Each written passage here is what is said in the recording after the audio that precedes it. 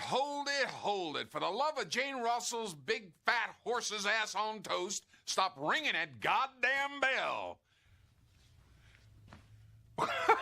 Shit the bed. Well, howdy, folks. Come on in. Well, from the looks of them fancy breeches and sassy little hairdos, y'all ain't from around here, are you? So where y'all from? What?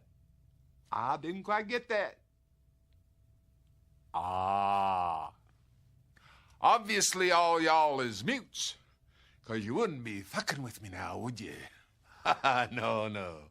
See, the last guy that fucked with me ain't having a real good howdy-do today right now. Y'all city slickers think you can come in here and just waste my whole goddamn day, don't you? Well, the hell with that. Get the hell on out of here. I got me some chickens to be dealing with. Look, if you don't quit doing the asshole shuffle and pick one of these goddamn options, I'm gonna come over there and put my boot up your ass. Well, fine. You can just stand there and kiss a dog's titties for all I care. I got me some reading I gotta catch up on, if you don't mind. Christ. Get this here thing on. Jesus. Oh. Yeah, that's a picture of the Grand Canyon or my ex-girl one. Yeah, let me see here if I got it. Oh, darling. I would purely love to bite you in the ass, take lockjaw and have you drag me to death. Oh, yeah. Oh, my Lord. All that and flexible, too. Damn. Let me see here. Turn-ons. Oh, shit.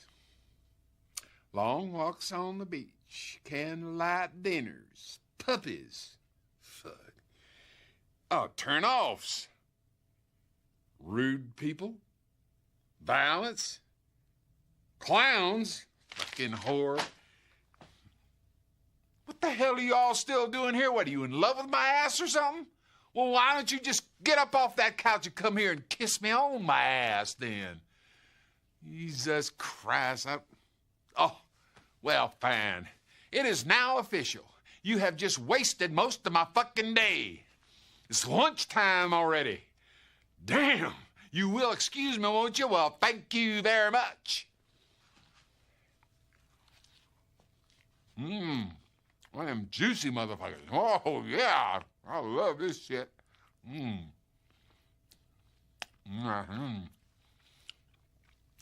Oh, damn.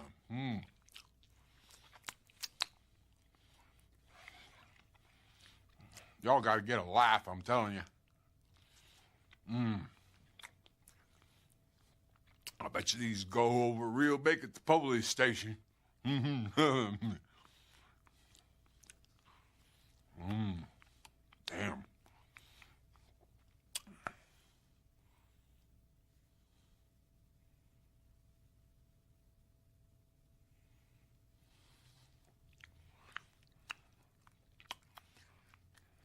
Well, fuck you very much. Hi, everybody. Finally Friday. Jesus. This was a long week. Absolutely. You know, some of you guys have stuff to look forward to this weekend. I could give two shits less about football. Todd's like marketing this as Super Bowl Sunday weekend. Absolutely, Are we man. gonna talk the Chiefs about are in the football? Super Bowl again. Are we going to talk about football? I'm not. No. Come on.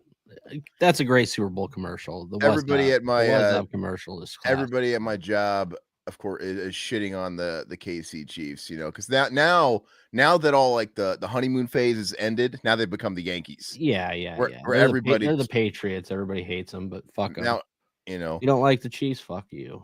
Well, there's a lot of Chiefs fans everywhere. They're like the Yankees 20 years ago for baseball. They're everywhere. They're all over my neighborhood. It's weird. They're posers, dude. There's a lot of KC posers out there. I totally get it. But that's what's gonna happen when you're like a dynasty now. Yeah, the King Salami. They were fucking losers, dude. Like, I mean, I think it's cool. My whole life, dude, they were so shitty in the 90s. And this has been a great run. I don't care about football in the slightest, but the contrarian in me was fighting back everybody at work today, because I'm like, I mean, by proxy, it's like I'm from Missouri, and I guess I'm rooting for the Chiefs to win for you and your behalf and everybody at home. All my family, same thing, Chiefs. Except for like my mom, she doesn't like the Chiefs. She's a Bears fan, but for some reason, like fucking never been to Chicago in her fucking life. But my brother-in-law is a huge Eagles fan, so it's gonna be fun. We're not watching it together, of course. We just we separate when the Chiefs are in the Super Bowl, because I can't watch it with anybody, man. But it's just but I do think, as an outsider, I acknowledge that it's cool that literally they were shit like 6 years, like before, like, what, 6 years ago, and all of a sudden there's this fucking dynasty because they have these players, and they're the best quarterback, best tight end, best coach. Well, they're gonna do something that's never been done with a three-peat. So it's kind of cool. I get it. For the sake of Todd, I guess, I mean, when they've done these Super Bowls, when the Chiefs have been there, I'm guilty of kind of just checking my phone to see what the score is, just because I know if Todd's like having a fucking heart attack or if he's celebrating. But I'm not watching the game, dude. I don't care about that stuff. You don't want to watch Kendrick Lamar's halftime show? I'm sure your wife wants to. I have a question. Why doesn't it have our name showing on here? No, I'll have to add that. Hold on. Why'd you turn them off? I didn't take them off. They've been off for a long time. Really? Yeah. Well, you don't have to. You don't have to then. I thought if they're not 100 no more, it's not a big deal. Really? How do you do that? Yeah, it's under style. Oh, come on, man. You don't want people to know our names. Show display names. You don't want people to know your fake name, dude? Fake name? That's my real name, man.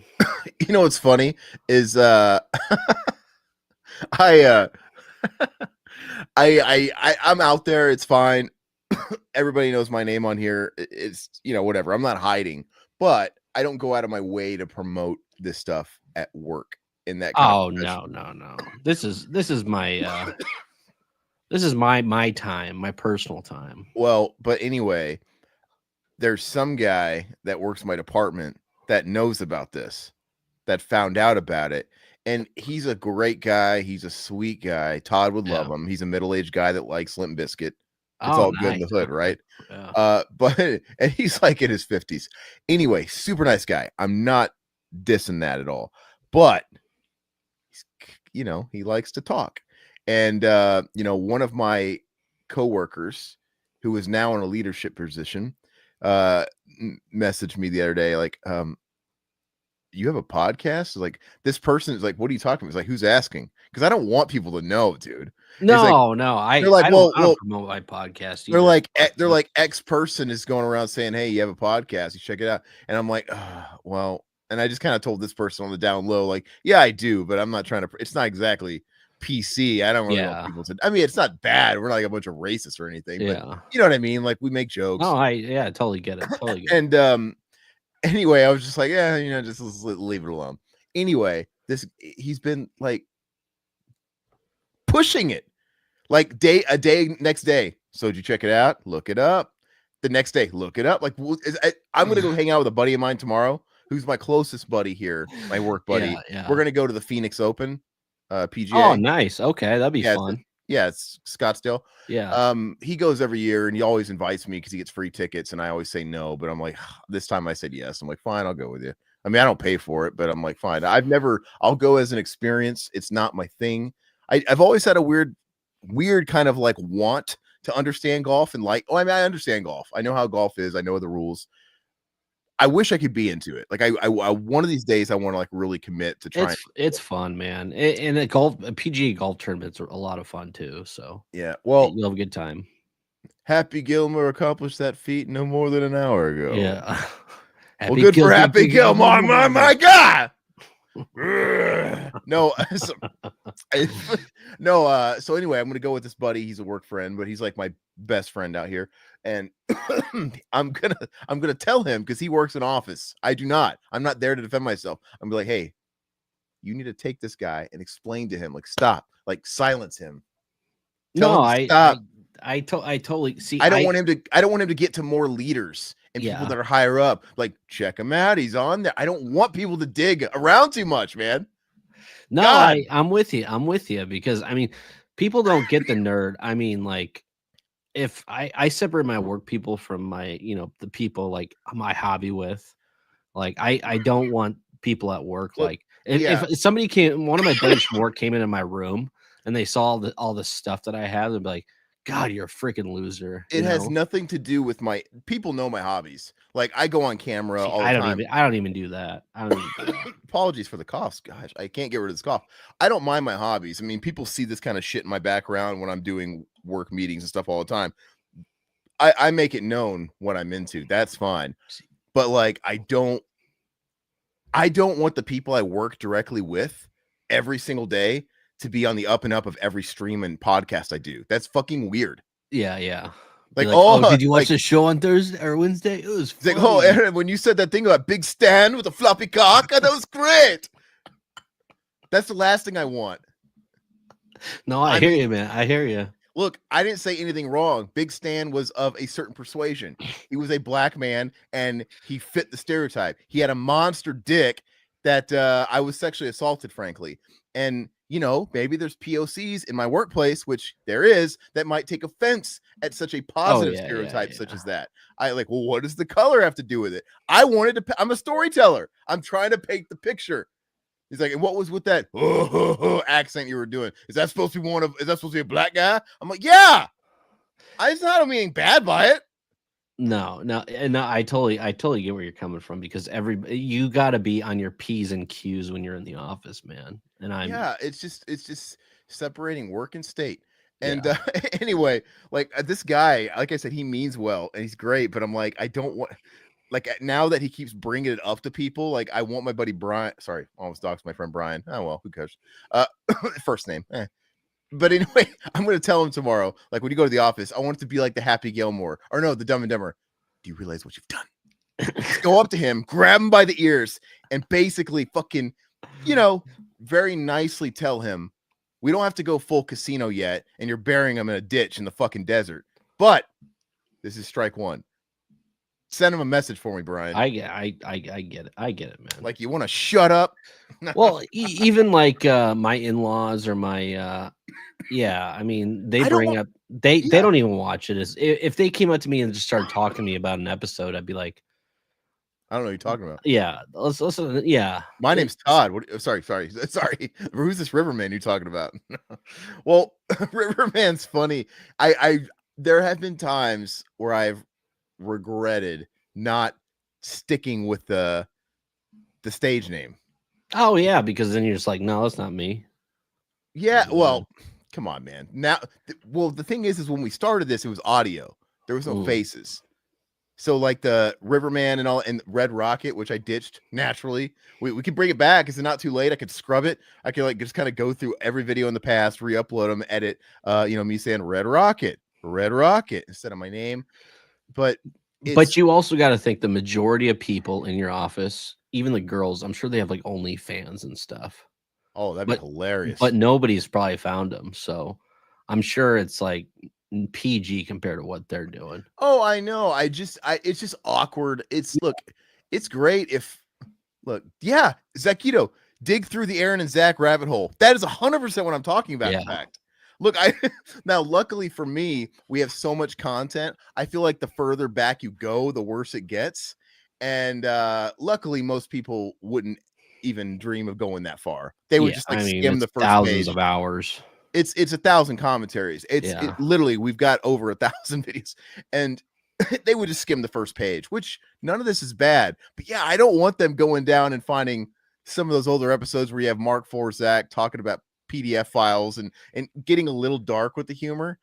I acknowledge it as humor and I find it fun. I get it, but that they can't do anything to me. Actually, it's like, I'm not wearing a t-shirt with my company's brand on it. Yeah. Right. Yeah. They can't do anything, but that doesn't mean they still wouldn't, I'm going to do. Absolutely. Satan, whatever.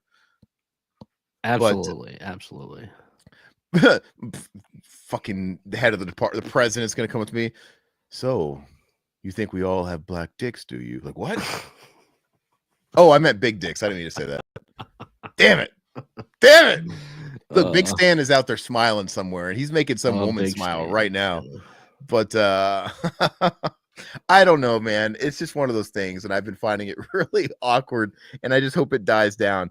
I've had a couple of people come to me at work, and it's been cool because they don't like talk about it. They just came to me, and they're like, "Oh yeah," and we have a laugh, and that's fine. And, it's cool. But like these people going, "Hey, did you check it out? Hey, did you remember to look him up? The next step is he's gonna like start showing the phone.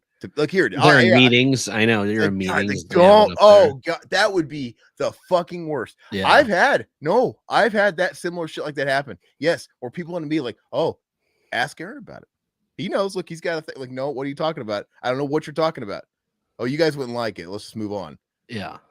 So, well, when if it comes up or people find out of a podcast, it's like, yeah, it's a movie podcast. Like, we watch horror films and action films. But like, it's fine. It's not hidden, but it's up to you to find it because like I have a personal YouTube channel where I obviously put the film stuff, and I'm going to be more apt to let that sort of circulate because it's all business. It's not me being stupid. But am I promoting Revival House on there? Yep, I have a link on there saying, "Hey, here's my main channel, whatever. Like, go here. We talk about movies and stuff like that." So technically, somebody could go through the breadcrumbs and they could find it. It's not a big deal. Yeah. But just don't dude, come on. If you're somebody's coworker, River, if you found somebody you worked with who you liked, maybe you don't hang out, but you guys were like, cool. And you found he had a hobby like this on the side, and it wasn't exactly work, not pro. Wouldn't you be like, well, I'm not going to go around and spread this around? I don't think he'd like that. Why would you'd have the smarts to not do that? Oh, hell yeah. I wouldn't say shit, man. Maybe you could say something to him if you're cool. That's different. I've had people do that. If I had the same interest or something and like I thought it was cool, I'd mention it to him, be like, "Hey, I like what you do." This party went to my boss. My boss. Oh, jeez. Yeah, I'm saying, check it out. My boss, like, dude, you're going too far, my friend. Stop it. And obviously they don't care, which is good. But don't keep following up on it and reminding them, like, "Hey, you sure you don't want to check this out? It's really good. This Big Stan episode, I'm telling you." Who is this guy? Come on. What a funny guy. He's a really nice person, and he's really cool. He doesn't mean any harm. He sure as hell can't take a hint. Right, Anna? What? Hold on, Zach. Exactly. Hold on. Let's catch up with these comments. These are funny. Hey, what's up? Sorry, everybody. Go to the chat and let's say hi to everybody in the chat. We got Blaine. What's up, brother? We got Ishmael. What's going on, dude? What's up, man? We got Gamer Guy. Football. Gamer Guy, you don't strike me as a foosball person, but maybe you are. I don't know. Yeah, Zach Ito saying I should promote it. LOL. Like, I agree. It kind of kills me, but the fact is, what's the likelihood that people in my department are into this kind of thing? No, maybe a couple, but is the juice worth the squeeze? No. Getting a couple of listeners in exchange for everybody in my immediate fucking professional life. No, I don't want to be that much on the radar. It's not worth it. And Zach Ito, if I ever like move to where you live and I got a job where you worked and we're in the same professional field, I would pull you over in the locker room and be like, "Hey, you're sitting in a meeting. Aaron had quite the weekend this weekend. I heard it on the podcast." I'm so happy that I don't work in the office anymore, because there was a point where I was having a hard time turning off podcast Aaron and going on to work Aaron. Because when I would host meetings and stuff like that, I would sometimes slip a joke that, oh wait, shit, that's not a work joke. Yeah, that's a podcast. Be careful. Yeah. And I caught myself a couple of times. A good buddy of mine who knew about the show, I started. This is bad. I started saying something. Let's just say it was related to the Holocaust. Mm-hmm. In the middle of a work meeting, PowerPoint presentation in a boardroom, and and I was digging myself in a big hole, and it was one of those things where I realized what I said like in the middle of it, and I was trying to like and this buddy, he knows, he's like, Yeah. what Aaron means is and he saved me, like, oh thank God. That's a true friend right there, man. Because he knew, he's like he doesn't mean this, and it was one of those things where it came out wrong. It wasn't. It was. I didn't mean anything by it. Put your foot in your mouth. Absolutely. I put my. It totally. It was in here and came out totally wrong, and then I wasn't making it any better, and there's really no escaping it. So you kept digging and digging, and the only way was somebody was gonna like help me out and come to my aid.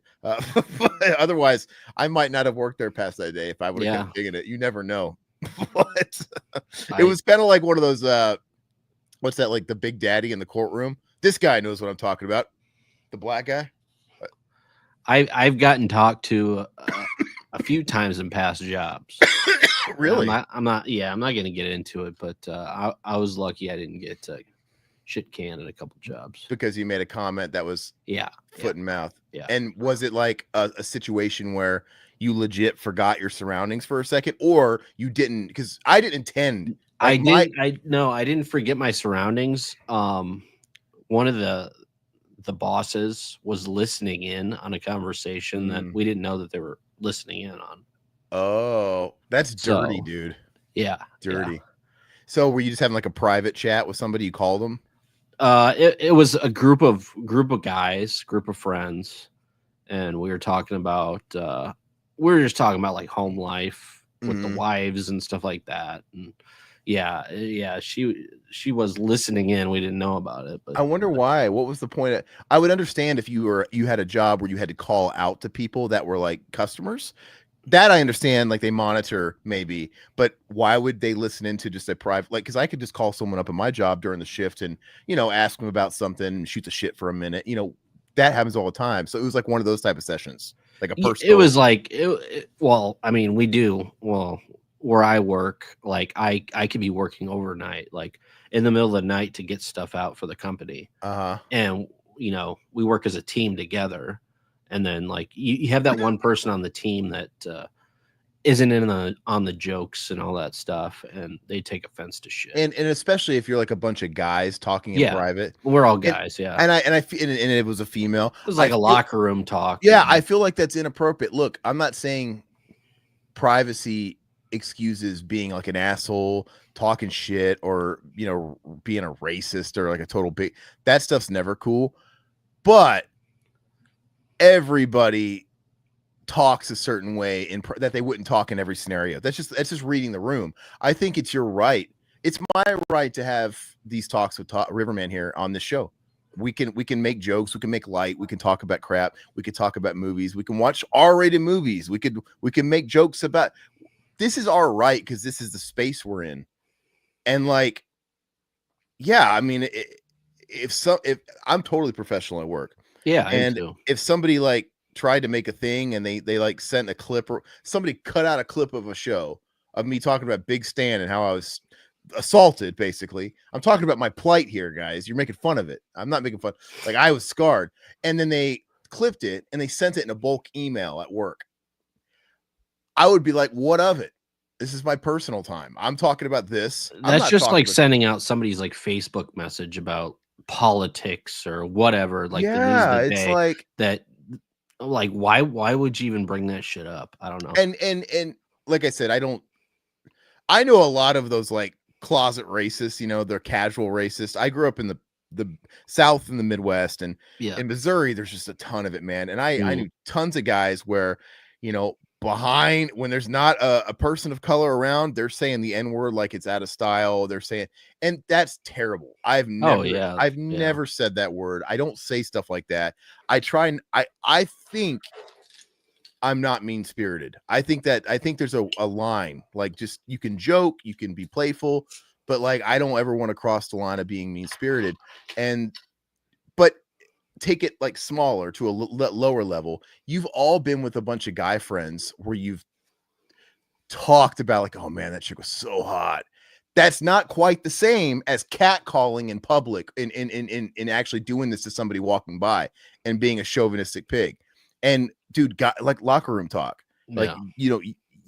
you know your surroundings. I'm with bros, and we could talk about something you wouldn't say in front of other people. That is your right, dude, as long as it's whatever. So whatever, man, it is what it is. Yeah. There's more comments. Let me see what's going on here. Yeah. Let's get to the chat. I think what your old boss did was kind of dirty, because that's very because dirty. because it wouldn't have even been, like I said, racial slurs and all that that's another thing. But just assuming you and the guys It was nothing yeah, racial but you or and the anything guys like were just that. talking as guys from a Yeah. perspective of men, Yeah. and you were saying something that was maybe involving the opposite sex. That's total entrapment for a female boss to be listening in on a private conversation between men. I'm like, that's not fair, because you could turn the tables on anybody and do it, and you're going to catch them, right? It's like, luckily somebody went to bat for me, so and my other friends. So it's like these people that used to get I think it's over now. I'm not talking like Hulk Hogan and you say the N-word, that's bad, because terrible. He said the N-word a couple of times, so I mean he said it more than twice. it's in his vernacular. People have the right to hate him. I mean, it's in his vernacular. But I still like Hogan, but people have the right to hate him.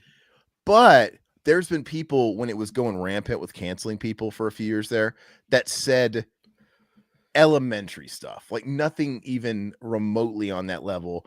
And they had a bad day and they said something that was a little out of line, but it's nothing you can't apologize for. And I'm like, God, if you monitored everybody 24/7, you're going to catch somebody at a bad moment, because we have bad moments all the time. It's just, if you have your shit together, it's not going to be often enough to where it's going to be on display. It's just, whatever. So it's not fair to zoom in on that stuff and try and exploit it. And it's not fair. So, well, kind of like the grab by the pussy with the president, Hey, you know what? I'm going to go to bat for Donnie T on that. Oh yeah, that's locker room talk, man. That is that chauvinistic, absolutely. But show me a guy that's never done. I've never done that. To be fair, I've never talked. I don't talk like that. I've never said grab him by the pussy. That is kind of weird. That is pretty vulgar. I think it's pretty old school, or I don't know. That's pretty fucking vulgar. I mean, like the most I've ever done is like, man, you see the fucking milk truck on her. Well, I'm not saying grab her, but because that's being chauvinistic, but also exerting your power. It's a power move. It's a power move. I've never known that kind of power. Quid pro quo type of thing. Yeah. So that is a pretty heavy, but still, it's still kind of the same thing applies. I guarantee people in your immediate family that have said similar things in locker rooms, at least. So it's just absolutely. So it's just, come on, dude, get over yourselves. But I want to. Oh, wait, Blaine. Blaine's a Go Birds guy. He's okay. So he's rooting against. You're an Eagles fan, okay? Can't wait to see the cold Illuminati symbolism. Oh, I'm sure we'll see a lot of symbolism. Gamer guy, I've told my coworkers that I do stuff on YouTube and they don't mind. That's totally fair. Like, if you want to, absolutely. And your stuff's pretty clean cut, really clean cut, which is great. So I could see why you might feel extra confident in doing that. And part of it's just separation. Like, even if I was doing a Mr. Rogers documentary, I still kind of want to separate my work. I totally but it wouldn't be nearly as big of a deal if I was confident that my stuff was like. But no, I mean, we make jokes, man, and people can't take jokes anymore. So it's like, I'd rather just not go there. But you're lucky, that the niche that you're getting into is perfect, because even if we course corrected, which there's nothing bad about our show, but you could go down the road somewhere and you could find an episode. Go down the rabbit hole. I'm sure you'll find something. You could go down the rabbit hole, and then so you have a comment by Zach or something. 13, 14 years of this crap. Dude, the episode where we're prank calling and Mac prank calls the whorehouse is fucking hysterical. And it's chauvinistic. It's so hilarious. And if you don't find that funny, I don't want to be your friend, but that whole thing was hilarious. But yeah, that's an example where it's like, okay, maybe that's not going to fly so well. When we were torturing that poor guy at the Motel 6 in Alabama, hilarity. But to be fair, we were being clean. We were just being like, You can't triple stamp a double stamp. You can't. We were being like, we were being sort of that type of guy. Yeah, He was the guy that was saying, I'm going to fuck your sister. I'm going to fucking come in her fucking ass. He was the one that was getting brutal. So it was him. It was this like Indian, Pakistani guy. You're not helping your situation. That's not me. I'm quoting somebody. I know, but it was your coworkers be like, look what he said. I don't work with any Pakistanis. It's all right. and if a Pakistani starts tomorrow, redacted all of it. I'm gonna go on my apology tour. No, but it was so funny because you ever watch those YouTube videos, everybody, where it's like a whole, first of all, there's like a whole like subcategory for everything. Like my algorithm's screwed from watching all the body cam videos. But then they have that whole like section of videos where it's guys that track down the scam callers out of fucking the Middle East. Oh, okay, yeah. They hack into their computers. Like, I'm looking at you right now. And then those are hilarious. And they just like take down these fucking like shitty Indian companies that are scamming people out of our money. Anyway, this guy at the Motel 6, it escalated just like those guys. Like when you find them out, they're like, motherfucker, I'm gonna fucking kill. Like, just give me. Why did you redeem gift card? Why? I tell you not to. I tell you, give me number. And so, and then as soon as you turn on them, they get vile, dude. That's how this guy was, dude. It was so funny. Like, thank you for calling Motel 6. And it would be us again. You motherfuckers, I'm gonna fucking. I remember listening to prank calls, man, back in the day. He was terrible. He's like, I am going to fucking fist your mother. Like, what? Jesus. He went from like customer service with a smile to the most foul mouth. I mean, that's how they talk over there, dude. They're so funny. They're worse, dude. It's a culture over there. It's great. I love it. I can hang with them. But what's funny is like I used to work for another financial institution back in the day, and they would I almost said import like their goods, but they hired a lot of overseas people from India. Yeah. And they opened up a facility over there, and then they brought in a ton of people over here. And so there's a section of my city where this place used to be, my old neighborhood in the Phoenix area. It was all Indian people because it was near the building where we worked, and they'd all come here and they'd put them in housing in the local near the job site. So they were everywhere. And I'm just thinking, like, I bet you these guys could hang. I bet you a lot of these guys, if I went up to them and said, so Stacy's bobs from down the hall, right? They're nice, right? Like, I love those bobs. Absolutely. I work with a lot of people from India. Yeah, that's absolutely right. Like, maybe they don't want to do it on the surface, but if you dug a little deep, like you like some bobs, don't you? Oh yeah, you love bobs. Yeah, exactly. It's just a thing. So hold on. Oh, Blaine, what if they love it? That's great. If they love it and they love me, they would keep their mouth shut. They wouldn't try and sabotage me. But these people who I'm talking about, they mean well. They're just kind of like a Magoo type super. They're not trying to do that. Yeah. It's just like, hey, dude, shut the fuck up, dude. God dang. What are you doing? You're not helping me. Dig through the air and is that? Yeah, exactly. Who knows? They might love those commentaries. Boost that algorithm. Oh, jeez. Oh yeah, they're gonna love fucking what have we done? We've done classics like Serbian film. Yeah, and we've Cannibal Holocaust, and yeah. We've done Playing Flamingos. That's a classic where Zach is just dying laughing like a 3-year-old watching the butthole sing, dude. That's Funky Chicken song. Oh yeah. Oh, I watched that commentary you did where that tranny fucking sucked her son's dick. I was dying laughing. Like, thanks. Oh, you know what I mean? Yeah. Divine would approve of me saying that. Yeah, I can't wait to see who dunks the most holes in one of these feetball games. Oh, we're talking about football. Yeah, that's how I feel about it, dude. So Mutineer's he doesn't follow it too. Like I said, it's all respect. I just don't know how anybody could, even if I was a football fan, I think I would just despise the Super Bowl. It's just so corporate, man. Like, what the fuck? The whole event itself, it's like, why could, you know what I mean? Like, how are the people that are watching Monday Night Football like the Super Well, Bowl. you're watching your the best team. you're watching the best of the best, though. I mean, you're watching, the greatest players in the world play. But the Greatest event coaches. itself is just such a shit Yeah, show. no, the event itself's ridiculous. It's yeah. just ridiculous. It's like there's more of everything else except for football. Yeah. So, but where's it at this year? It's in New Orleans. Oh, okay. Brian O'Halloran from IT. What is that? I don't know what that is. Zach could never be an elementary school teacher. Dude, absolutely. You know what? It's actually funny. He can never run for office either. Well, he probably could. He's probably very fit for office, actually. His background. But what's that Andrew Weiner guy I always talk about? The guy that was, No, I don't know. Zach's like trying to be more professional, and I know he's like, putting his portfolio together, and he went to school and he wants to be in graphics designer, and he's got a LinkedIn account. He added me on LinkedIn. Like Zach's trying to be a grown up, and that's great. I wonder if he's like, man, maybe I shouldn't have said so. I don't know. But yeah, I mean, an elementary school teacher, you can't. There's no need for a background check anymore going in the future because everything's online, right? Why pay someone for a background check? I'm just going to Google your name, dumbass. Yeah. It's like, and everything's like connected. And it's just like River was talking about with OnlyFans. All the stories that come out about like this teacher got fired because her OnlyFans account was discovered. This person got fired because her OnlyFans.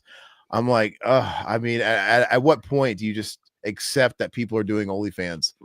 I'm glad I'm old and never went down that road. But do you think he'd get a lot of memberships, Todd? No, I'm just saying. I mean, that's what kids... is your specialty solo play, dude? Like it's just you sitting on a mason jar, dude.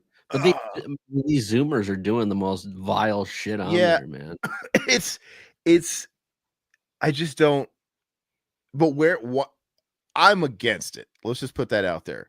I'm against it. I think it's smut. I think pornography is the root of all fucking degradation, and I think it's terrible. It's not great, man. People I think it's bad. It rots your mind. It's rotten the youth. And back in our day and back in Blaine's day, I'm sure I think a lot of us are of a similar age. The way it happened for us was natural. You found a dirty magazine in the woods that some beautiful patron paid it forward and left it for all. That's how you always found a dirty skin mag in the woods. It was either somebody just like doing the next bro a solid, or was some pervert that was getting off on it. One or the other. It was this phenomenon that everybody, that was their coming of age. Like, yeah, we found me and the boys, we found a dirty magazine, and we all, and I just, not that that's good either, but you came across it maybe once every couple of years. I mean, but I'm saying like it was so rare that you kind of still learned everything at a natural pace. Like, oh, boobs, and you weren't, dude. You pull up your phone and you could look up. You could find fucking dog porn on here if you wanted to. It's like, what the fuck? You go down these rabbit holes, and the fact that this is like in your kids' hands is insane. Because I'm not saying I'm better than them, because if I was a kid and your hormones are raging and you're curious, of course everybody would be. You're a kid. Yeah. Everybody would be like, well, it's here in my palm. I can, I got this palm free and I got this one free. It's perfect. It's just, dude. So I think it's a bad thing. But anyway, yeah, the OnlyFans thing. With that said, I think it's wrong, but they're doing something that's totally separated. They're not promoting the school they work at. So how is it different than what we're doing, what we're talking about? It's legal. It's behind a paywall. I don't know. It's legal, and they're not hurting anybody, and they're adults, and they're not promoting where they work, or they might even be using stage and fake names. So it is kind of it's a weird gray area but you live in a state where they can just fire, some states you can fire for whatever reason. Whatever. Oh yeah. So I don't know. It's a weird thing, man. Let's see. Whatever happens at Revival House stays in Revival House. Unless people watch Revival House and fucking take it outside of Revival House. Like, some people do. Yeah, this is an exclusive club, guys. Come on. Don't tell anybody. No, as I proceed to tell you, tell all your friends about us. Follow us, share us. No, that's cool. Just don't. like-minded friends. Yeah, no, share us with whoever. I don't care. Share us Yeah. with people that are gonna hate us. I don't mind. Yeah. I just the chances of them working with me is very small. I'm willing to take that risk. Please share it. Please push it out. Now, if we were like Mr. Beast big, fucking the cat's out of the bag. Everybody's gonna fucking know who you are. And then Well, at that then you point, quit your job we and got actually fuck you make money. We Yeah. got fuck you money, man. Your Yeah. pastor's got a problem with it. You're even at that point, if Riverman and I were making Mr. Beast money, and first of all, that's not going to mean we're just going to be a bunch of assholes. Like I said, I would No. never, I don't think I'm never going to be malicious or mean spirited or any of that stuff. But even like, I don't want my grandparents to see this. My Grammy, my grandmother, I love her so much. She thinks I'm just like the angel came down from heaven. I'm her sweet grandbaby, and I'm the favorite. I can never do no wrong. She's never even heard me so much as say a bad word. Because when I go over to Grammy's house, I don't say fart, I say toot. I don't say no. I'm serious. I'm serious. I respect the rules. And I get it. My grandparents are dead. And if she saw this, it would kind of shatter me. Not that I'm ashamed of it, but like she doesn't know this side of me. Yeah, no, I get it. I'm in my Sunday best around Grams, in a certain way, right? Yeah. And so yeah, I mean, but if we were making Mr. Beast money, I'd be like, okay, Grammy, your sweet little Pookie Bear grandkid, he's making a lot of money doing this. I'm not gonna feel as bad. Like, look, this is what I do. I make a ton of money. I'm paying for your house. It's paid off. Yeah. What are you gonna do? Love you. But until that happens, just shout out fake news at them. That it always works, right? There will be more attention after your short film premieres. I don't know. We'll see. I mean, if it gets enough hits, I guess. But even then, it just says, I don't mind that, dude. I don't care if like something I did like on film got 10 million hits and it just had directed by, written by. That's different, man. It's not me. I don't care. Did you watch it, by the way, Todd? I did. You did? Mm-hmm. Okay. Okay. All right. So I don't want you to like give any details about it. And I want to preface by saying, as everybody would say, it's not perfect. Of course, there's things that I wish I could have did, right or differently. In fact, this type of thing takes so long. Dude, we shot this in 2023. And in the 2 years since we shot it, I feel like my mind has grown like, oh, like I naturally think I should have did. It's just how it is. It's really weird to still be like laboring on something you did that long ago where you would have done it differently. Yeah. It's like, well, I'm past that, but you can't go back and change it. So you just got to finish it. It's really odd. So it's not perfect. Sometimes you just got to make things work when you're limited. And it's like I talk about guys like Scott Goldberg and stuff like that. I get it. Scott Goldberg, he had Rico fucking massaging his tits 5 times in the movie because they ran out of time, and they're splicing all this crazy footage. That's one of the best parts of the movie, man. But I'm just saying, like, that's why I'm saying I understand that it's not always like your fault. It's down to money and time and locations. Like, so anyway. But with that said, I'm really proud that I got it done. I'm really, really proud that I got it done, and it's in the can. And you know what, if I do say so myself, for a first time directing, I don't think it's bad at all. I think it's great. I think it's great for first time directing. Absolutely. I think I did a pretty good. So besides that comment, that can come off a little backhanded, but what was your opinions on it?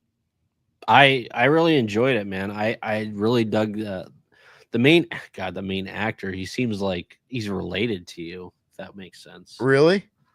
Yeah. Does he? Dude, he reminds me of you as a young kid, dude. I don't know why. I don't know why, but the look of him and stuff. There's it's those ruby lips. There's this guy. No, there's like shots of him that he almost kind of looks like my brother Dylan. So I think there's like there's something there where it maybe like kind of looks like familial a little bit, because he kind of looks like my brother Dylan at certain points, but with brown hair. But yeah, anyway, yeah. So and then the actress, I thought she was pretty good too. She had a very interesting look to her. Yeah. Which I appreciated. Unique, everyday, attractive in her own way, but not like she's just very I don't know. Yeah, a unique look. Whereas the actor Ben, he's straight out of TikTok, bro. Oh, really? You know, Yeah. I'm just saying, like, I think he does. Like, you know, he's a good looking kid, blue eyes. He kind of looks like he could model cologne, whatever. He's kind of a traditional good looking kid. And which is, part of the reason why it's like, yeah, we need to cast this kid because it sells. Yeah. Yeah. And he's got a lot of IG followers, so of course he does. And they're like fanboy gushing all over him in the comments, dude. Oh, Ben, another Ben movie. Oh God, I love Ben. We love you, Ben. So no, yeah. I thought it was really cool. I love the music. The score was cool. There's a really cool shot that I did like of where he's sitting there in the shrink's office, which is really cool. That overhead shot, I really like. The overhead shot, yeah.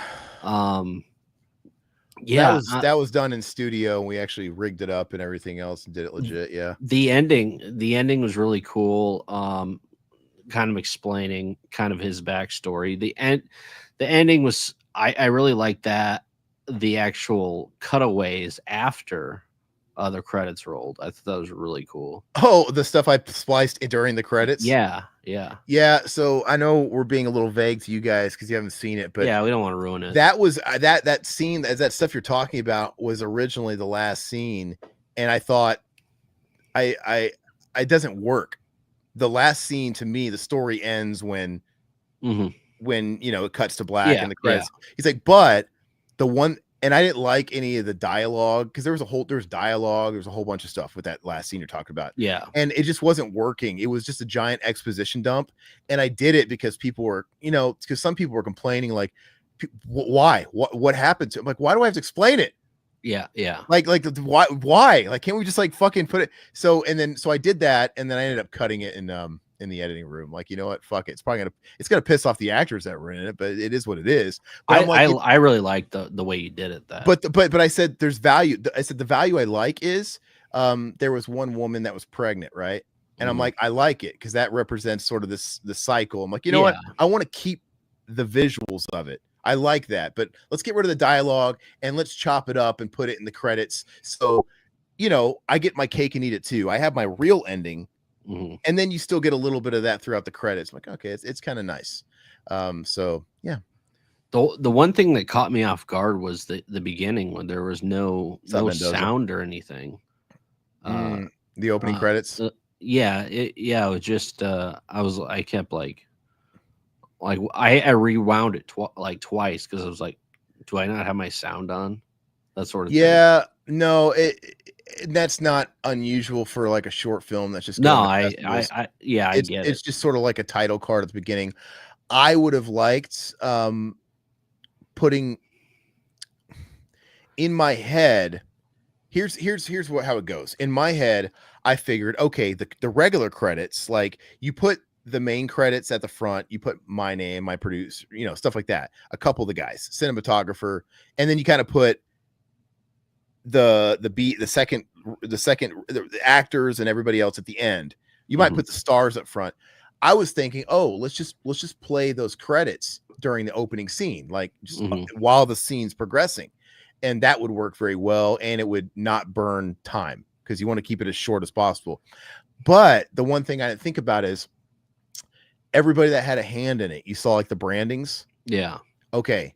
So I'm thinking, let's just put all that shit. I don't care. I don't need Revival House pictures at the beginning. Let's put it at the end.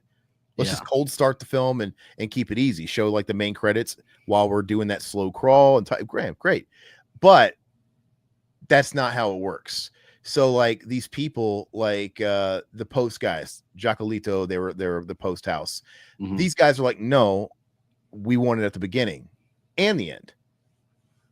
So it's one of those things where I might want it at the end, but that's not how the dealings go. People want their stuff at the beginning. And you can't have that first scene introducing you to the film and have a giant fucking bunny rabbit logo or whatever. Yeah. So there was really no avoiding it. And that shit was at the end too. Did you see the credits all the way to the end? Yeah, it's at the end. So it's like, it's just the business of it. Now, what I wanted to do, I'm like, well, working with my sound guy, I'm like, well, I really like that intro score that you had. Yeah, I was working with my sound guy. I'm like, well, I said the same thing. Like, we have this credits at the beginning. Should I add some music or something? Or you know how like the first scene, there's like some storms and stuff like that. Like, can we add like the thunder in the beginning just to fill in that empty when you're seeing that shit? And then it kind of like transitions into the the sound guy just said, no, I think it works fine like this. I'm like, all right. And I was at the fucking 11th hour, and it was just one of those things. I just like, whatever, it's fine, because I was already pissing the post house off because they fucked up the ending that you liked, the way it's all spliced. And they were starting to get rubbed a little wrong, like, we're doing this again. And the reason why, and it's their, whatever, you got to do it right. Yeah. But there was a miscommunication between my producer and them on like what they were supposed to handle with the credits and what they weren't. And turns out they had to do more than what they thought they agreed to do. So they were a little irritated. None of it was my fault, mind you, but you deal with that. You deal with a bunch of fucking miscommunications.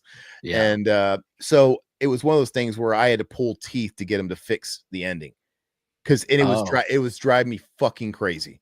I'm like, I can't settle for this. It's just, it's fucking terrible. And there was no music on the credits. Oh, the credits were mute. I'm like, no. I said, here, so I took some music that I had or whatever, and I put it on, and that works. That sounds good. It's fine. But I wasn't going to press my luck on the intro. I'm like, this isn't the end of the world. Just sit through a blank title. And then it kind of just bumps in your face. So it was great, man. I really enjoyed it. I got to say, the most fun part was the music. The most fun part. I felt like I love my little workstation here, man, and playing the music. I've dumped so much money into like building up my libraries and my suites and my equipment and stuff like that. Like, I love it, man. I was gonna ask you, what DAW are you using? Are you just using a Reaper, or are you using? No, I use PreSonus. PreSonus. Is that cost money, or is that free?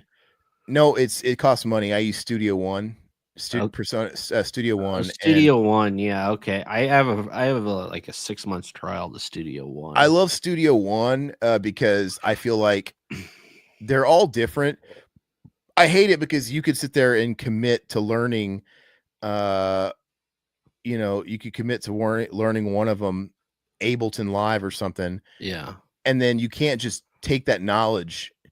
You can't be a Toyota salesman for 20 years and then necessarily go and you could sell Fords. I think you could do that. Your fucking knowledge of selling cars is going to be transferable to almost any car company to a degree. But like, if you've been doing Ableton or Pro Tools for 10 years and you switch to another one, it uproots your whole fucking life. Yeah, you got to relearn everything, because they're all so fucking different. And to me, PreSonus had the easiest learning curve. To me, I think the layout's the easiest. It gelled with me the best, and I really like it. And I liked PreSonus because it was one of the only, if not the only, that wasn't monthly, and they let you just buy it. Oh, okay. Yeah, so and it was like $600 for like the professional, like the whatever. And so I just bought it. But now, as of this year, they are going to a different kind of model, which is a shame. It's not. So you're grandfathered in, or no? Well, they're not going to a subscription model. What they're doing is like, I have when I bought it, Studio, you got like free updates, and I'm on Studio 1.6 starting this year, and Studio 1.7 you have to pay for the updates. You have to just pay for them.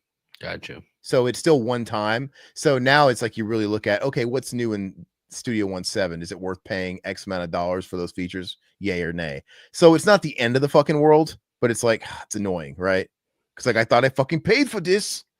Yeah, because I was recording some stuff last night through Reaper with my guitar or whatever, and I mean, it seems fine. I mean, I could try the other one. I have a 6 month trial to Studio One, so yeah.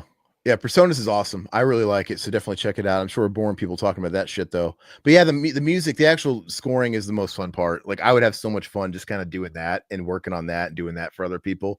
I like the whole process. It was very rewarding, but dude, I want to fucking pull my hair out. And it's so funny because you watch it, it's like 18.5 minutes, and to the layman, you watch it and go, you either like it, hate it, or think it was all right, or like, whatever, it's nice. It's so passive because it's just another 18 minutes of whatever. But like that took me fucking 2.5 years. And it's kind of crazy to think about. That's why I have a heart now. I'm like, I look at some of these filmmakers like, bro, you know, it's like this took me 2.5 years. And you just kind of have to accept that it's not going to mean dick to anybody, to some people. And something like this isn't even for commercial consumption. So I already know it's not. It's more about festivals and building a name and getting a little interest in the next thing. So that I think it's going to work in that regard in spades. That's fine. That's really all I really want it to do. And but yeah, even if like you make like your passion project and it's like a real piece of art and it's for mass consumption and then people fucking hate it, that's got to be soul crushing.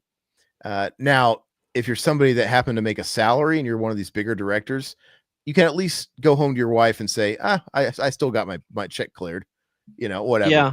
But like this dude, I dumped almost 13 grand of my own money in this. Yeah.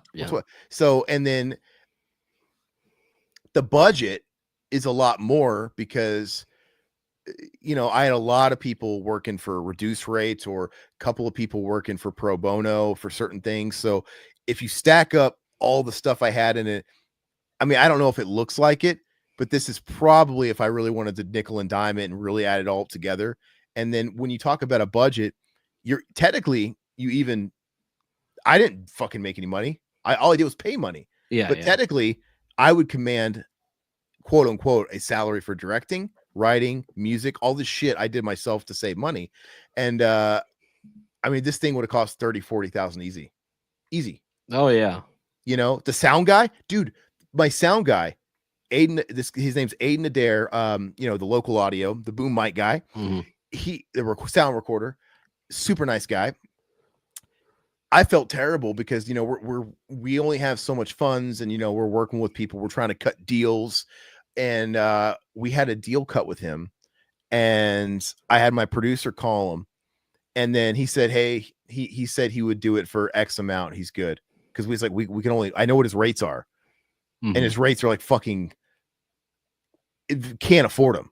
I think his rates were like fucking $1,200 a day. It was ridiculous. The guy was going to cost me like $5,000.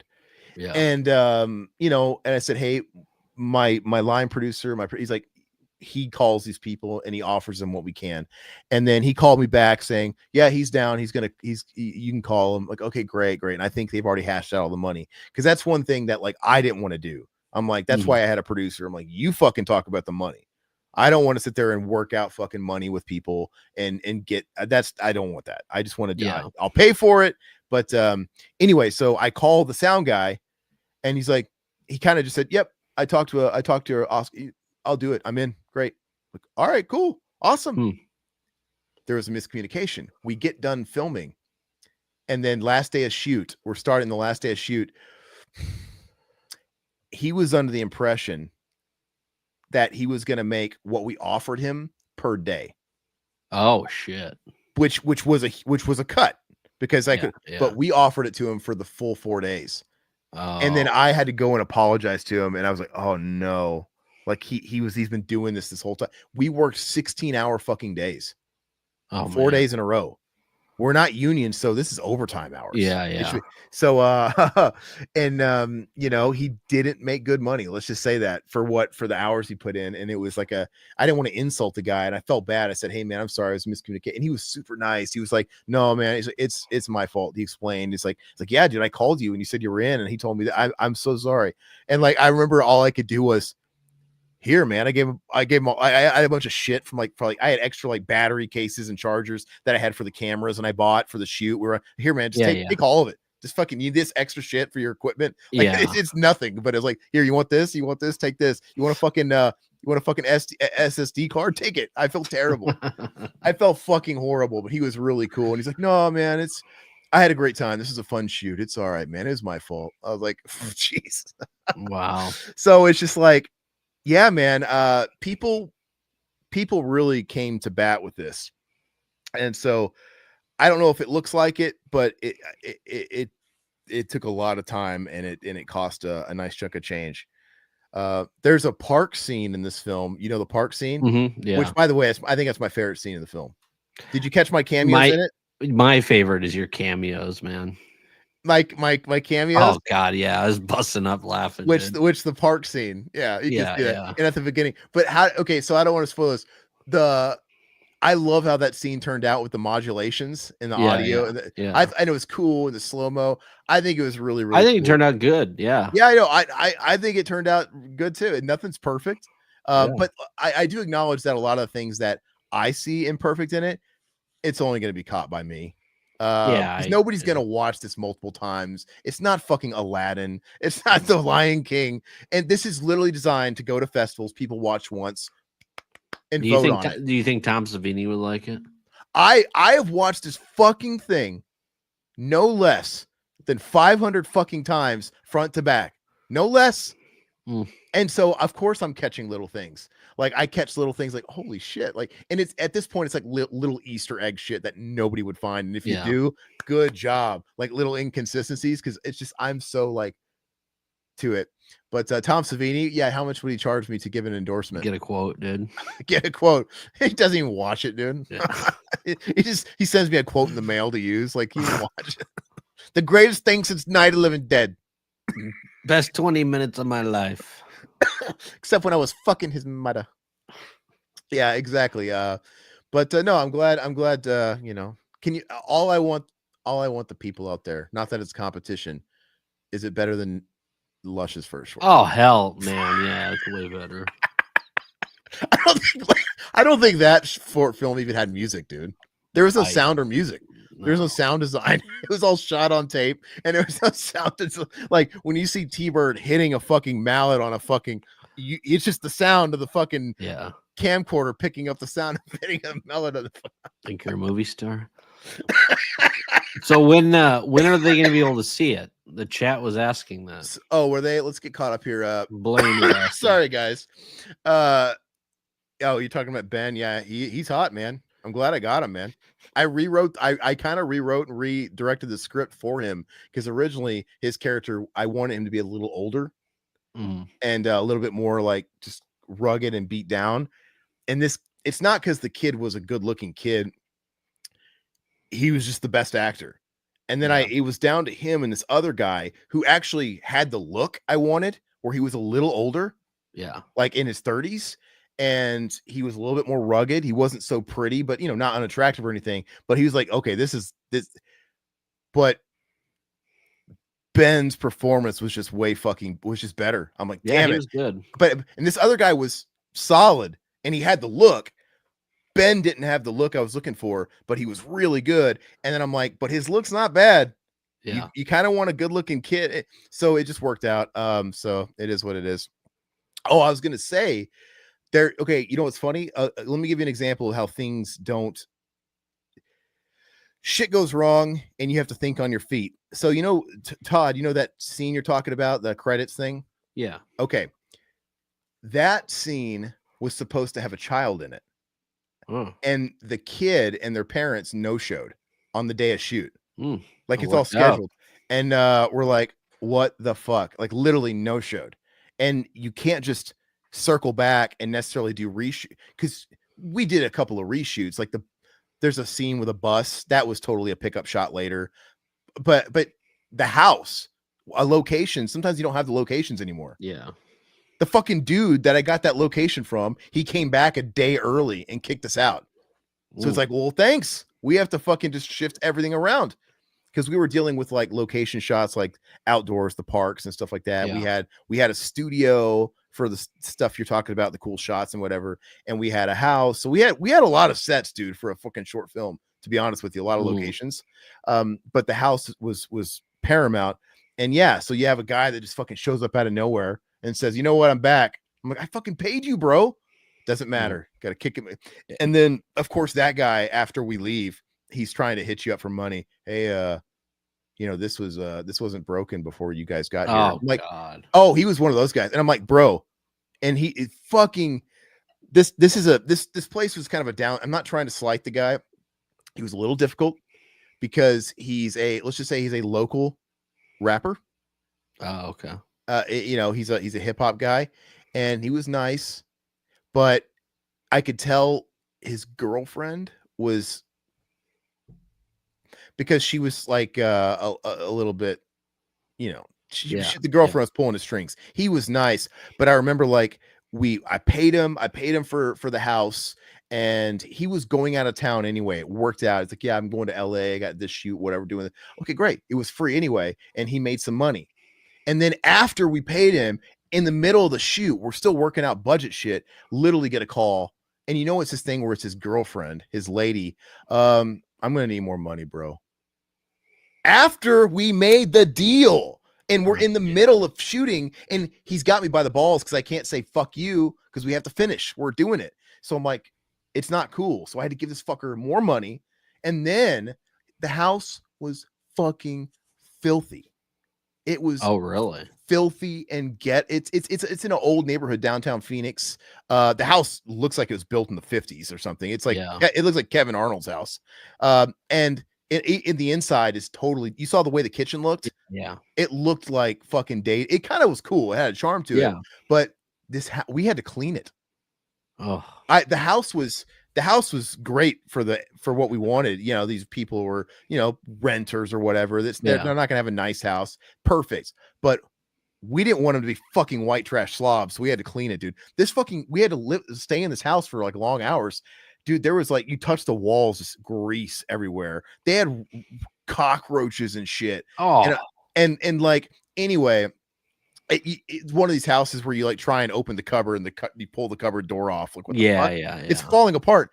And it was one of these things where my crew, you know, the like set hands and whatnot, and set designer folks, they cleaned the house after we were done. It was spotless. That house got a detailing like I had never fucking seen. We left that house in way better condition than they had ever seen it.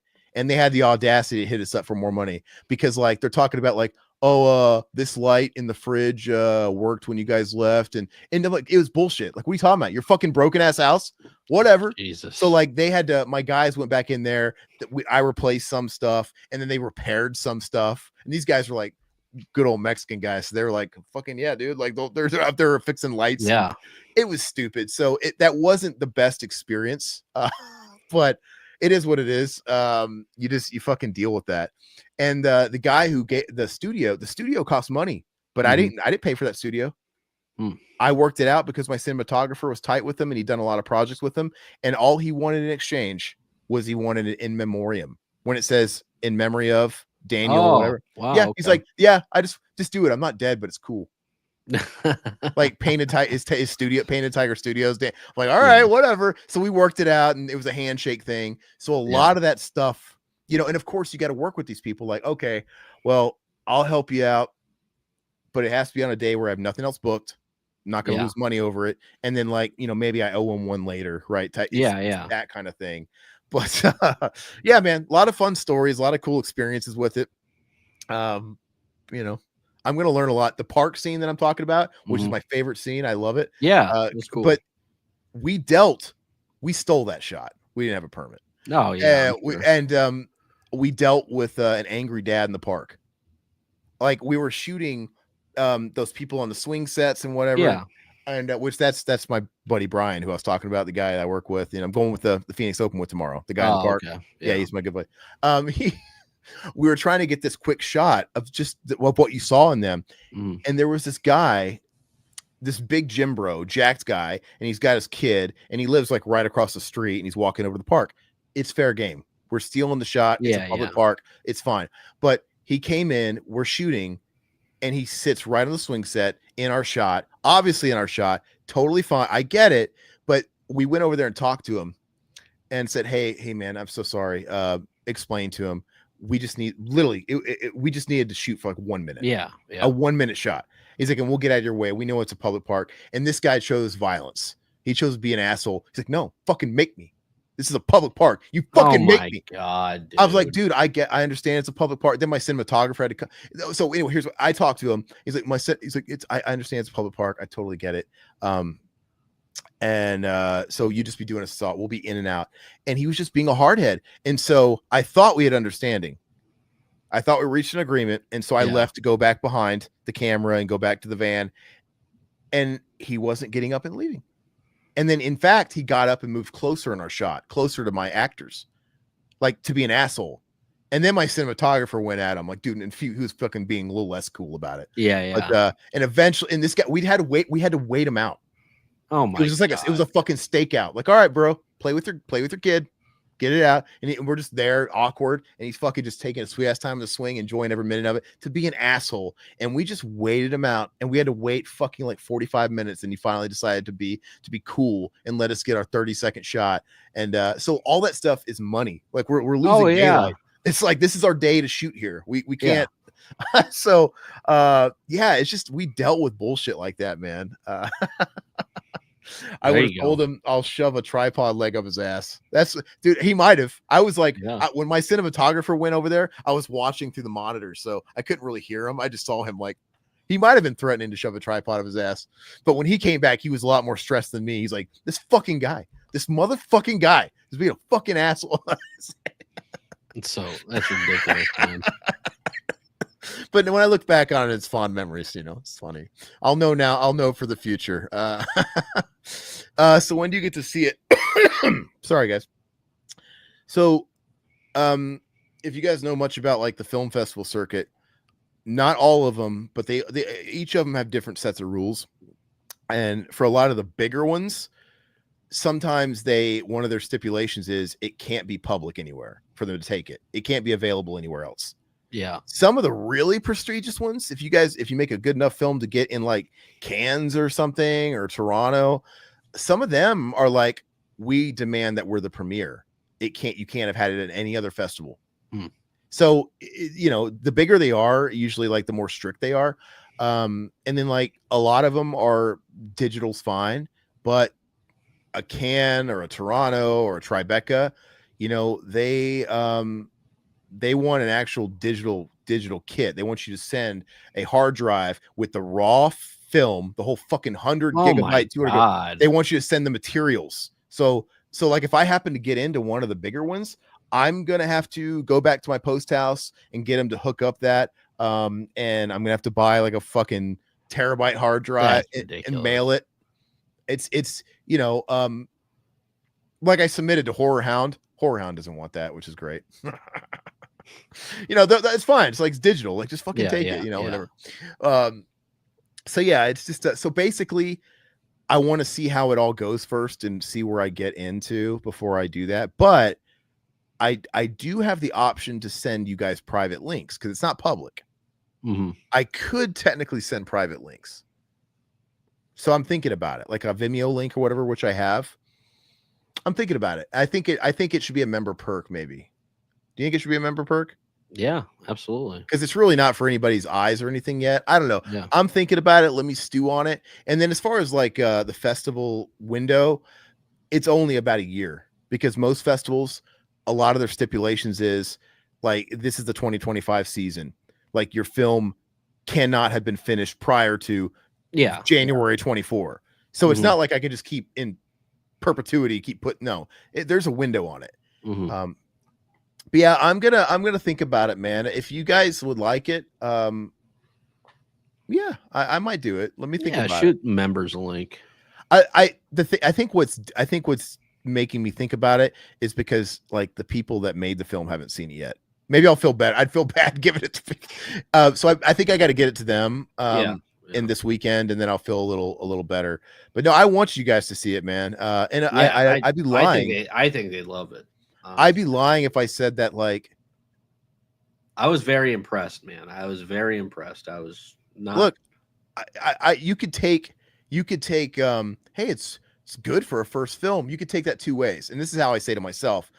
It could sound like a really fucking good thing, or you could if you're negative on yourself, you could be like, oh yeah, for a first film. But dude, I have to be honest with you. For a first film, I think I've seen a lot of not first films that were short indie films that were shitty. And I think for just a short film in general, we fucking knocked it out of the park. Yeah. Imperfections. It left me wanting more. I wanted more story. Yeah. So I'm proud of it. It's not perfect, but you know what? It's my fucking thing. So what was I gonna say? Yeah, the music is so much fun though. I love doing that Yeah, stuff. I thought it was great. I'm working on a new one now that this one's done. I'm just like babying the film festival thing, and then I'm already kind of like finishing up scripts for what I want to do this year. Probably have to film it when the baby's here. I'm not gonna get it filmed before the baby's arrived, but it's fine. At least I want to get all like the pre-production stuff done before the baby's here. That way, hopefully, all I have to really worry about is the shooting. That's fine. Yeah. Like a few days, the kid will be fine with the wife for a couple days. But I got two things. One is going to be a little bit more. One of them, I got two options I'm going to give to my producer. This one was fucking ambitious for a short film, and for the budget we had and what I was able to do with the budget, and the fact that we filmed this shit in 4 days. We had to do it in 16-hour days. Nobody slept. Like, that's unheard of. This shit should have taken twice as long working regular hour days. And if I have it my way, I'll never do that again. Yeah. Never do it again. Because think about it. I didn't think about it, but when you're working 16-hour days and I got to drive across the city because I'm filming downtown to go to bed for 5 hours to wake up again to drive downtown or whatever the set is, I don't have any time to check the dailies. In a perfect world, you're working normal hours. And then after the day's done, you're going over all the dailies as the director, what you shot that day. And then you can go in the next day and be like, hey, we need to redo this, or hey, we we had no time to do that. So I didn't catch little fucking things or little mistakes or little bloopers until the editing room. Because it's just the way it is. It's like, we have to fucking go. And also you can't. You ever seen that episode of Home Improvement where Al hires Tim to direct his tool home video? You ever seen that? I don't remember that. No. And Tim gets a big head and he's filming this thing. He's like, I just want it to be simple, quick order. And Tim's like becoming this auteur and he's keeping him there for 13 hours. And they got like 4 minutes of footage filmed because he's like, everything's gonna be perfect. He's like doing the Kubrick shit. Yeah. Anyway, when you only have so much time because time is money. And you only have a location for a certain time because you got to schedule your shoot. That's why they film stuff out of sequence all the time, because it doesn't make sense to, like, the park we found was 3 blocks away from the house. So of course we're going to try and film the park on a day next to the house scenes. We're not going to film it on the studio that was further. You know what I mean? You got to make it sense, because it's insanely hard to pack up all your gear and fucking travel around. Yeah. You film all the one place, you park it and you stay there. And anyway, so we know we have to cover a lot of pages per day. So I went in there knowing, all right, I can't do a million takes. We don't have time. Even if I want to do a million takes, I can't. You got to just move on. And that's kind of hard. And you have an AD there. That's his job. The AD's job is to kind of keep it moving, just in case you're getting too into it. Like, okay, we got to keep going. Like, we're losing daylight. We have to get to the scene. And so I'm like, you know what? I'm just going to get my coverage. You want to get as much coverage as you can, because in the editing room, it's going to save your ass. If something's not working, well, I have this angle and I have this shot and I can make it work. I didn't have as much of that as I would have wanted to. Like, we had to get clever, and it worked out, but like, we had to change course on certain things because we didn't have the coverage. Like, well, fuck. Well, do we have a shot of this? Because then we can do this. No, we didn't get a shot of that. Fuck. And so, okay, well, now we have to do this. And it's a lot of times it works for the better. It's fine. But my thing is, like, look, every scene, we're getting a master shot. We're getting an angle from this person's shot. We're getting an angle from this person's shot. Maybe we'll do 2 takes of each. We're done. We're done. Like, one of those has to work. And then, when you go in the editing room, you're finding the best takes of every little thing. And and you can combine it. Like, maybe like someone's getting talked to over the shoulder and you like her take, but you like his audio from another take. You're seeing the back of his head. You can play around with it and shit like that. But it was an eye-opening experience, man. Very grueling work, but it's fun though. Do you guys want to talk about something else other than me? I mean, I like it, Oh, I was gonna tell Todd.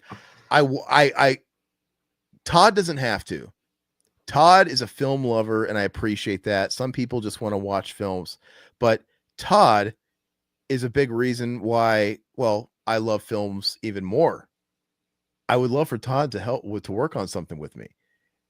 So like even in some capacity, you know what I mean? It'd be fun. Yeah, I'll do Like- something. Why not? That's the attitude. Okay. Oh, why not? I just think it'd be a fun full circle thing for the friendship, you know, because this is Revival House Pictures. I'm building Yeah. a Revival House, and you know, just come on set and take a picture for a BTS shot and claim some credit, and then leave. Like, hey, he's here behind the whatever. It'd be fun. But you know, it could be the fluffer. You can keep me hard in between sets. I was like, why do I got to keep the director hard? Stop asking questions. Fluff. But I think you should add a little 3-second thing to the score where we're just playing the top of the guitar strings. The Ding, ding, ding, ding, ding, ding. You know what's so funny? You know what a great idea is? That could be the jingle with the Revival House logo. Ding ding down when it comes in. Ding ding down. It's like a like Mr. Barker was like, "Oh, I'm so proud." Wouldn't that be no? That's actually a pretty cool jingle. Like the logo pops up, it's coming to form. You just hear like maybe you put some like dissonant echo on it. Ding ding ding ding ding ding, and that's it. It just plays it twice. That's like our little jingle tune, and that would be just such a cool like inside joke. I think it would sound good. That's a great fucking idea. You should remind me of that idea when I make the second thing. I'll do it. I'll reenact it and I'll record it and I'll put it in the logo. But I was saying before I get off topic of this, because I don't have to keep talking about it. The two things I'm doing now, I've got one thing that's on the same scale, which I don't know if it's the wisest thing because this is really fucking hard. It's really tempting to do something half the scale. You know, like take half the time to shoot. Yeah. Less locations, less actors, and I've got one thing that's just that. One thing is more stripped down, and I got one thing that's going to be just as fucking, you know, labor intensive. So I'm fine tuning both, and I'm going to give it to my producer, and I'm going to see. All right, go forth, see which one you can get us money for, because I can't afford to finance another one. I just can't. That fucking broke my bank. I'm still kind of hurting from it. So like I cannot afford to put up more money, but that's the reason why I did it. I bet on myself. I'm like, I'm going to do something. I'm going to make it decent enough to where, okay, guys, I want to maybe get a couple of little fucking festival laurels that mean something.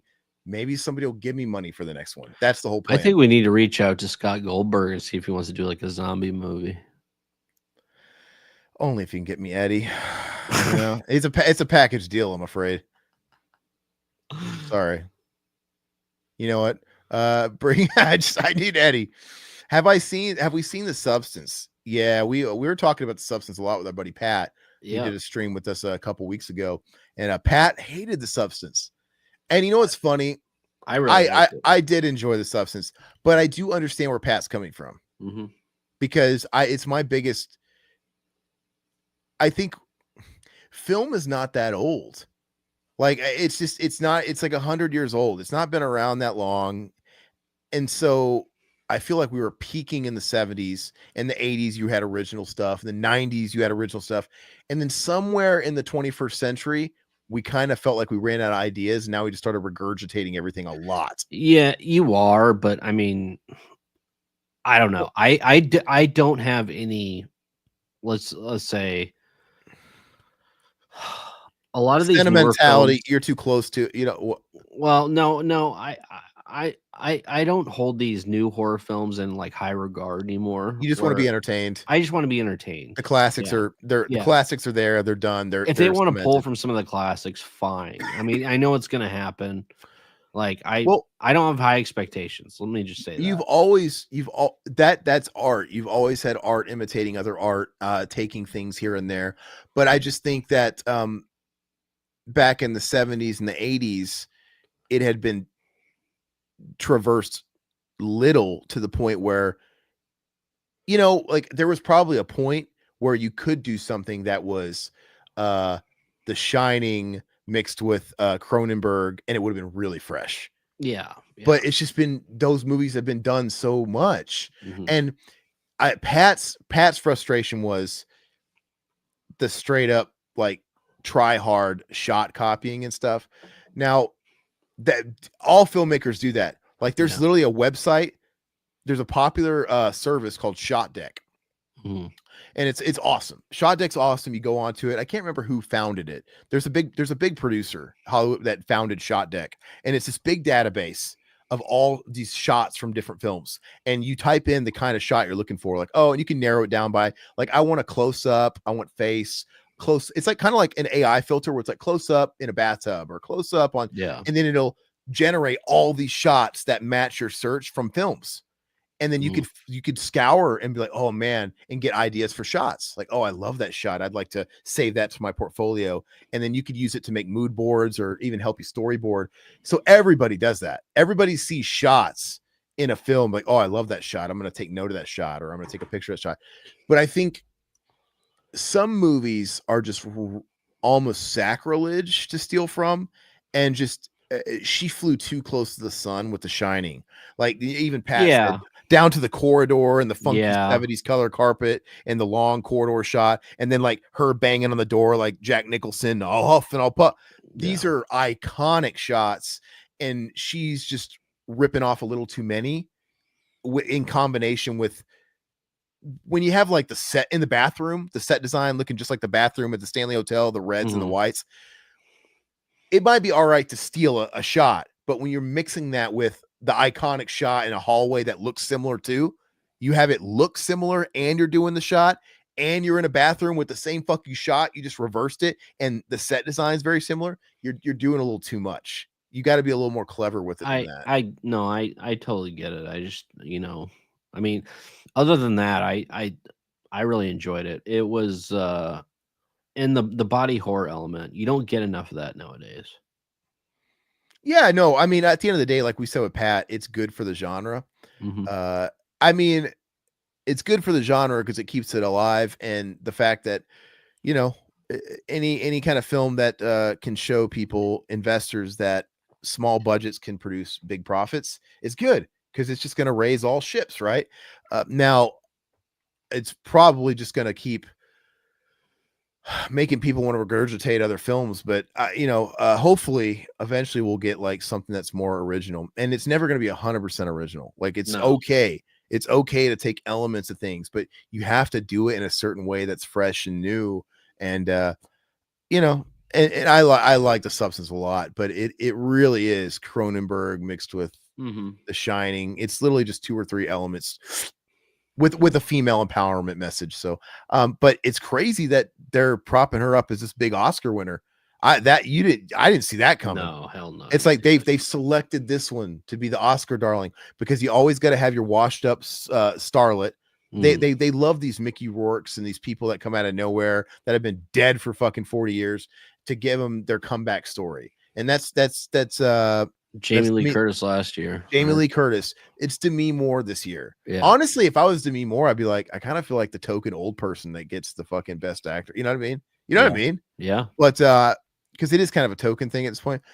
But the fact that it's not just her, man, like she's getting best director, the girl, and I think it's best picture. That's fucking wild. That's a little over the top. I don't think it's best picture. No, I don't think anything's best picture. I really think you're looking at films like Forrest Gump. I mean, like some of the most iconic films ever, and then you have The Substance in there. I would never. Well, I think The Substance is well made and it's really good. But in my mind, if I was like on the board of Academy and I was voting, as much as I love something, I feel like The Substance, it's a little too derivative to be best picture. You know what I mean? It's no Braveheart. Because it's riding on the shoulders of giants. This movie really could not exist without like 3 movies or something that we're thinking about. It just couldn't. Yeah. So, but that's kind of the era that we're in. I've already said it before, but it kind of started 30 years ago with Tarantino. He came out and he was sitting there, but he was cool because he was he's pulling from shit people haven't seen. Didn't know he was pulling from grindhouse flicks. Yeah, he was making blaxploitation, carsploitation. The normies didn't know this stuff.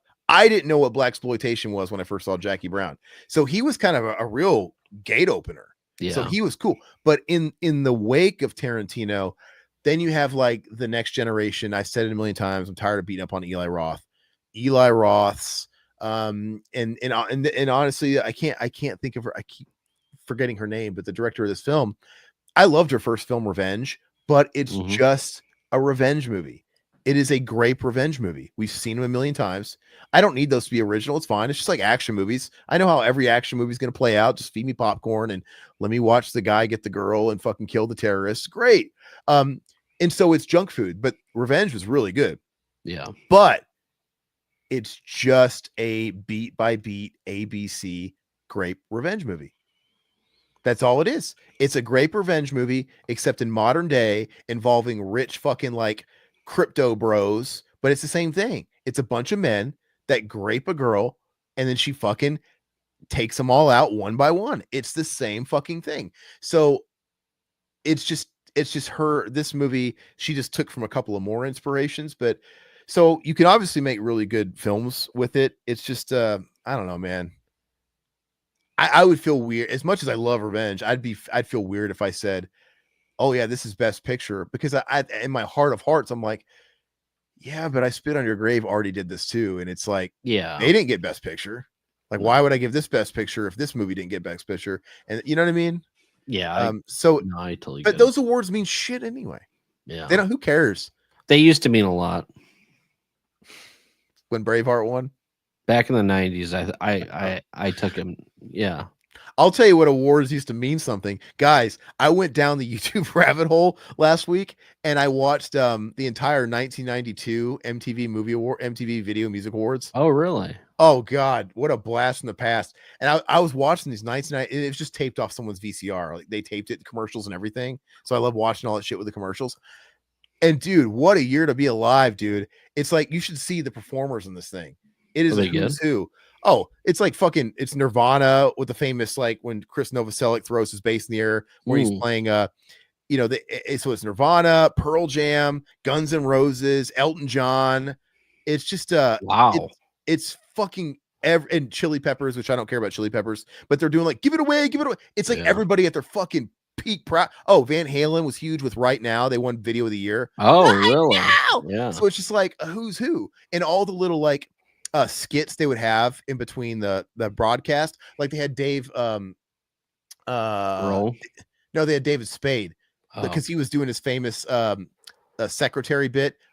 You know, but he that was big on SNL at the time, and so he was sitting outside the MTV Awards, and he was like acting as the guy, like, I can't let you in, sir. And they would have like Dice showed up. Hey, like I thought you got banned, Dice. I'll be sitting over here. You can't come in. They would have always like cameos, and they had Pinhead. I'm Pin. They had Doug Bradley, Pinhead, because Hellraiser 3 was the newest movie out, and he was talking to Pinhead, and he's like got him sitting down, like, you got the new issue of Cosmo. It's just like fucking ridiculous. Wow. It's batshit. It's like, dude, look at all these fucking pop culture used to be so rad. Yeah. And this literally has. Did you look at the list of all the performers? Bobby Brown. Bobby Brown's on there because he hadn't had an album. He had disappeared. He had Don't Be Cruel, and then he didn't have an album for like 4 fucking years after, because Don't Be Cruel is huge, and that's a long time to go without an album back then. And this is his return to the stage with the Bobby album, you know, Tenderoni and Humping Around and shit like that. And he came on stage playing Humping Around, dude. I'm like, this is fucking awesome. It's got him like playing Hump. Oh, so great, dude. I had so much fun watching that fucking thing. And there's a guy that's uploaded all of them, like 93, 91. Oh, Michael Jackson, Black or White. Yeah, they had like U2 from like the Bryan Adams and Vogue. Yeah, they had U2 from their big fucking The Fly, you know, Lemon tour. Everybody. And then they had this is the year Metallica won their Grammy for their award for Enter Sandman, and Fart Man came down. This is I remember that. Howard Stern, I am Fart Man. He's farting on the stage. It had all these iconic moments you always see in the clip shows. Mm-hmm. It was just great. It's really, really cool. And you had Luke Perry grab his ass, dude, his moldy cottage cheese ass. And I think Kurt grabbed his ass too. I don't know, but it's just wild, dude. But I really, really love it. I tried watching 93 and I think it got demonetized because it has no sound. All the sound got removed. Oh. And so it's like, fuck, I wanted to watch 93 so bad. The best rap video was Arrested Development, Tennessee. Yeah. Yeah. Tennessee. Yeah. Who do they beat out? They beat out Marky Mark and the Funky Bunch, dude. Marky Mark. They're talking Mixed a Lot, Baby Got Back, Crisscross Jump. It's so funny because they got Marky Mark talking to him outside coming into the awards, and it's so funny because you forget Mark Wahlberg used to talk black. Yo, it's a great song. Yo, you're gonna. But it's like one day he just woke up and said, "I gotta stop talking like this." It's so funny, dude. It's because he was so out there, and it's a trip, dude. A really, really, really, really great. You should watch it. You should watch Annie it. Lennox won. Annie Lennox best won. female video. Yeah, it's great. And I think I hate it because the very very end was cut off. He must have not had it on his tape, but I think it closed out with Elton John and Guns N' Roses doing November Rain. Oh, that'd been awesome. Yeah, the tape ends, so I just don't think he had the very end, so I didn't get to see that, but they were there. So I'm like, dude, this fucking year was insane. But anyway, wonder if it was the show where Bobby Brown's coat fell out on stage. I think it was. Yeah. There's so many iconic moments on that, man. There's like I said, the Nirvana, they started playing Great Me instead, which, got them up and then they went into the single after that. And then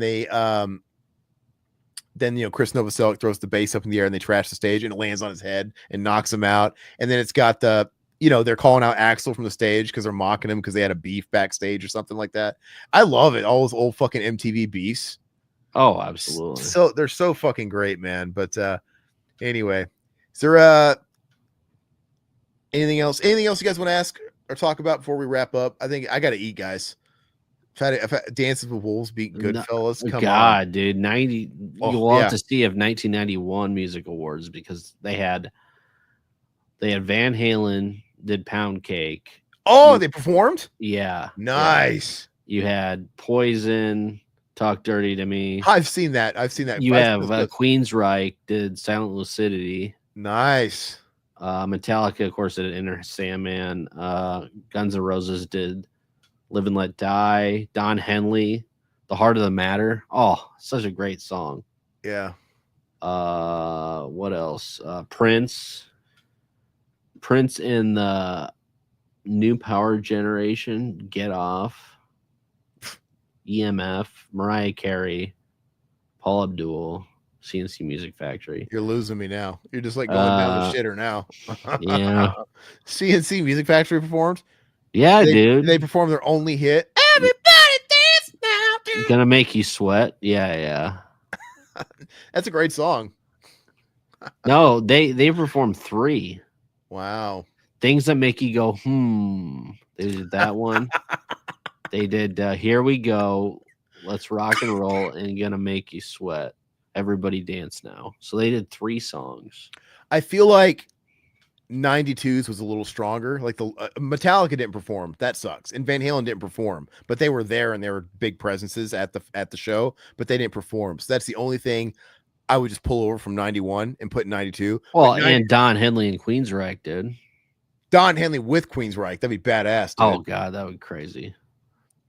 Did you ever see that awards? I don't remember if it was like the American Music Awards or where Don Henley played drums for Guns N' Roses and played Patience. No. Yeah, it was when they had Lies out, so it might have been like the American Music Awards or something. I don't think it was MTV, but yeah, Steven Adler was a fuck up, and he was like fucking ODing somewhere. So we don't have anybody to play drums. Patience was their hit. So they asked Don Henley to play, and Don Henley played Patience with Guns N' Roses on drums, and that's actually the source of Don Henley says that's why Axl was on his End of the Innocence album. Oh yeah. Because he sings back up on a track. He's like, we met and I did that for him and he returned the favor and came on my album.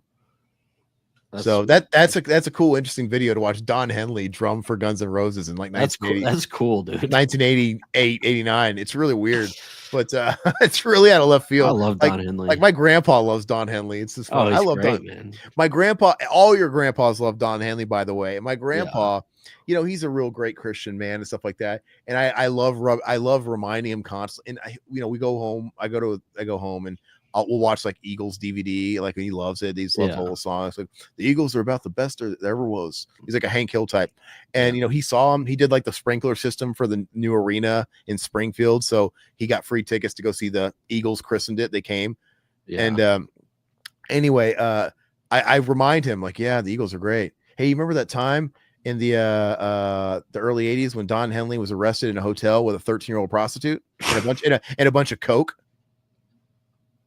Like they were still rock stars, you know what I mean? Yeah. It's funny they play like good old country dad rock. Yeah. But like Don Henley was a wild guy, dude. Oh, he was crazy, arrested in a hotel with like a 13 or 12 or 13-year-old prostitute with tons of drugs. Yeah. Like the shit people got away with back then is wild, dude. Yeah. Now he's like he looks like your grandpa. He wears like a button up like a plaid shirt, and he talks about good old American workers and the farmlands and you got to keep the backbone. Like Don Henley, you were in a fucking hotel room with a 13-year-old prostitute with coke. It's crazy. But everybody grows up. 16-year-old. That's 13. Was it 16? Yeah, I Did you just Google it? Yeah. That doesn't make it two rights don't make a right. And and I think that's when he was dating Stevie Nicks too, maybe. I don't know. I might be getting my shit mixed up, but doesn't matter. We got down to the heart of matter, and it's that Don Henley is imperfect, flawed. But actual mileage on him, right? I'm trying to get all these puns. Actual mileage, I like that. Trying to get all these puns. I bet that was the end of that prostitute's innocence that night. Yeah. They were hanging out at the Hotel California. Oh, they got there by driving down a lone desert highway. Yeah. Okay. You think she was a witch, a woman? She was probably just blacked out. That's probably it. All right, guys. He was desperate, Rado. He was desperate to get his Rado inside her, and he certainly did. But all right. He didn't come to his senses. We could He's do outright senses. Yeah. We could do all this shit all night long. Yeah. Wait, I gotta do one more. What's a good one? I don't. It's got to be perfect. Oh, he found her hole in the world that night. No, wait, that doesn't make sense. Give me he was taking it to the limit. Oh yeah, okay. We'll end on that one. Him and his lion eyes. When the cops were asking him, was he doing things with this girl tonight? Like you can't. She was the new kid in town. Oh, Johnny came in her all night and lately. Too much tequila sunrise will make you. Yeah, exactly. There you go. Todd's got a cheat sheet. Oh, I bet you he was prepared to escape the law and go on the border. They weren't gonna extradite him in Mexico. No more. Well, sometimes love just ain't enough. Do you think he had a lot of stamina, or you think he lasted a New York minute? Let's end it on that one. Woo! Okay, all right, guys. It was the last worthless evening for her, for sure, man. Ruined her fucking life. All right, guys. Nobody's getting our fucking old Eagles Don Henley puns. So I'll keep you guys posted on where you can see the film. I'm thinking about making that available to members, but let me let you know after the weekend. And on that note, if you want to be a member, do hit the join button. We have exclusive content out. Still check out the Hostile commentary we did. It's one of my favorite commentaries we've done in a long time. Todd and I are already starting to talk about what we're going to do for the next one, maybe in a few weeks. I'm trying to figure out what's a good one to do, and then we'll let you guys know what's coming out for everybody, what we're going to do next week. Dumb and Dumber is going to come out. I got to edit that one, and then Todd and I have to think about what we're going to do for everybody next Wednesday. But as always, thank you. Like us, share us, just not with my coworkers, and live long and boys prosper. this summer. You ruined it. I thought we ended on the perfect one. All right, guys. Bye.